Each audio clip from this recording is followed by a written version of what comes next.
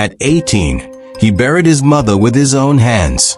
That same evening, he returned to a house where the only family left treated him worse than a stranger. His father had gone long before, leaving his mother to carry life on her back. She sold food, carried baskets, and prayed that her only child would finish school. But sickness, the stubborn thief, came for her, and death carried her away. When the grave closed, the boy was left with nothing but her last words. Finish your education, no matter the cost. His auntie took him in, but only by name. To the people outside she said, "He is my son now." Behind the door, she made him her servant. Her children laughed in the sitting room. He scrubbed the floor. They chewed meat. He swallowed soup.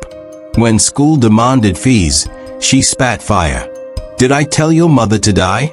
Find the money yourself." And so, he did.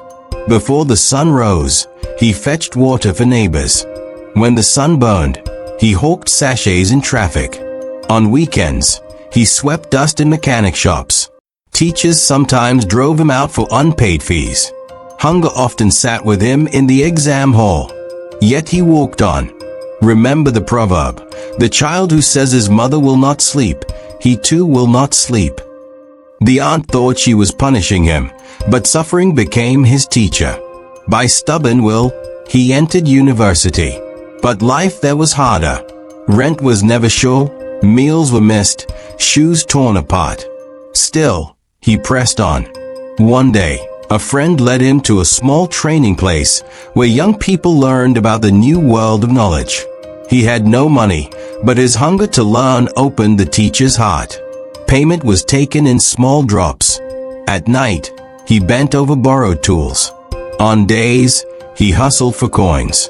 Then came his first reward, a small job, little pay, but enough to open the path. The elders say, the river that forgets its source will dry. He remembered his mother's voice, and he kept working. Work followed. From one skill to another, from small help to bigger tasks, he climbed. He bought an old machine for himself. He began to eat without begging. He began to lift others. By the time school ended, while many searched for who would employ them, he was already giving work to others. His hands had turned from begging to blessing. Contracts came. Wealth grew. The poor boy became a man whose name carried weight. The proverb says, "No condition is permanent." Then came the day of destiny. A bank in his state was sinking. The great ones feared touching it. But he looked with different eyes. He gathered partners, placed his wealth, and took over the bank. The news flew like Hamat fire. Young man becomes owner of the bank.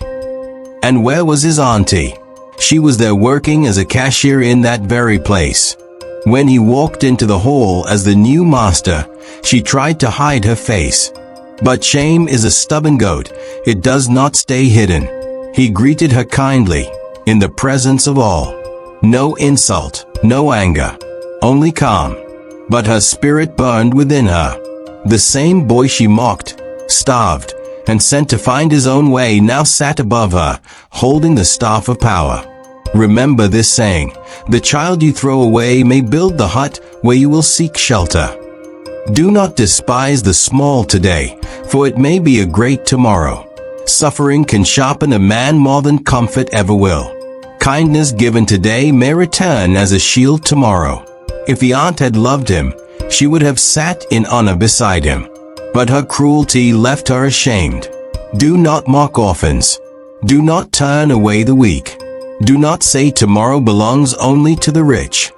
Because tomorrow is a drum we cannot hear until it beats. And the boy who could not pay his fees may one day own the very bank where you count coins.